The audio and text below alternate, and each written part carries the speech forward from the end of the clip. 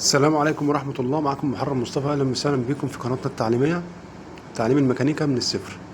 احنا هنا هنتكلم النهاردة عن التايمنج تشان، الكاتينة للسيارة الهنتر 2022. زي ما انتم شايفين في 3 جنازير، 3 سيور، سير ماسك الكرنك من تحت لترمبة الديزل، وفي سير مع الكامتين مع ترمبة الديزل برضو، وفي سير الصغير خالص اللي مع ترمبة الزيت مع الكرنك من تحت. كل سير طبعا ليه تقسيمه وليه زومبا. مبدئيا كده السير اللي تحت خالص اللي هو الصغير بتاع ترمبة الزيت ده ما فيهوش زومبا، هو كده كده الترس بيركب على سنتر في ترمبة الزيت ما بيتلخفنش. ومعاك السير التاني الداخلي اللي جاي من الكرنك من تحت لترمبة الديزل، في زومبتين، زومبا فوق وزومبا تحت. وبرضه نفس القصة، العلامات اللي على الكابتين هيتظبط معاهم علامة القفل المختلفة مع ترمبة الديزل في الترس اللي بره. كمل الفيديو للآخر، في فيديو كامل للتقسيمة وبعد التركيب. بقول الله ودود، يعني محب لكم عطوف. ولذلك في الحديث القدسي الذي جعل الله فيه منهج عباده المؤمنين يقول الله عز وجل: يا ابن آدم لا تخافن من ذي سلطان ما دام سلطاني باقيا، وسلطاني لا ينفد أبدا. يا ابن آدم لا تخشى من ضيق الرزق، وخزائني ملآنة وخزائني لا تنفد أبدا. يا ابن آدم خلقتك للعبادة فلا تلعب، وضمنت لك رزقك فلا تتعب. اوعى تفتكر تتعب يعني بجوارحك، تتعب بقلبك وتنشغل بيه. انت الجوارح تعمل والقلوب تتوكل. الجوارح. فكلما تواضع المرء أكثر كلما رفعه الله عز وجل أكثر، ومن تواضع لله رفعه الله جل وعلا.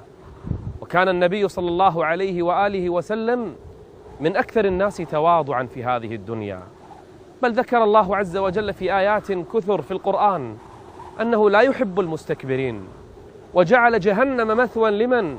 للمتكبرين، وجعل الجنة مآلا لمن؟ للمتواضعين، للهينين، لللينين. أما جهنم أليس في جهنم مثوى، أليس في جهنم مثوى للمتكبرين. هذا الذي يمشي في الناس اليوم متكبرا مفتخرا بنفسه، متفاخرا بما أتاه الله من ملك أو مال أو منصب أو جمال. تراها تتعقد ولكنها تترتب بطريقة تفوق خيالك. إن الله لا يبتليك بشيء إلا وبه خير لك، وهناك خبر عظيم وفرج كبير يليق بكمية الصبر التي تتحلى بها. حين اشتكى يعقوب لربه وقال: إنما أشكو بثي وحزني إلى الله، لم يكن الله مشغولا عن يعقوب، ولكنه كان يصنع من يوسف ملكا عزيزا لمصر. لن يقتص الله لك في الحق ممن ظلمك فقط، بل سيقتص لك ممن وقف بجانب الظالم وأيده على ظلمه، وسوف يقتص لك ممن لم يقل كلمة حق وهو يعلم أنك مظلوم ولم ينهي الظالم عن ظلمه، وسوف يقتص لك ممن صدق فيك ما يقال عنه.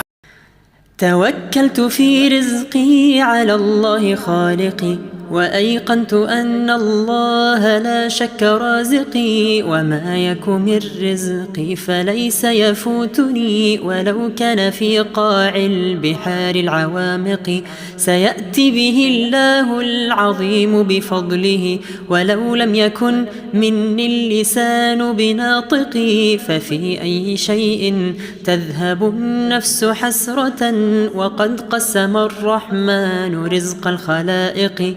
توكلت في رزقي على الله خالقي، وأيقنت أن الله لا شك رازقي، وما يك من رزقي فليس يفوتني، ولو كان في قاع البحار العوامق سيأتي به الله العظيم بفضله، ولو لم يكن مني اللسان بناطق. كده خلاص احنا خلصنا التركيب. هتشوفوا بقى الزونة كلها وهي راكبة، كل قفل علامة قفل مختلفة مع الزومبا اللي قصادها. الكامات اهيت، وعندك دي علامة الزومبا بتاعت الترس الداخلي، ودي الزومبا اللي بره. في 3 اقفال في الجنزير الداخلي اللي مع الكرنك، انت بتظبط الزومبا مع القفل اللي في النص. واللي تحت ما فيهاش زومبا، هي كده كده ترمة الزيت بتقعد في سنتر مكانها، ما بتركبش غلط. وطبعا الكرنك بيبقى في النقطة الميتة العليا فوق.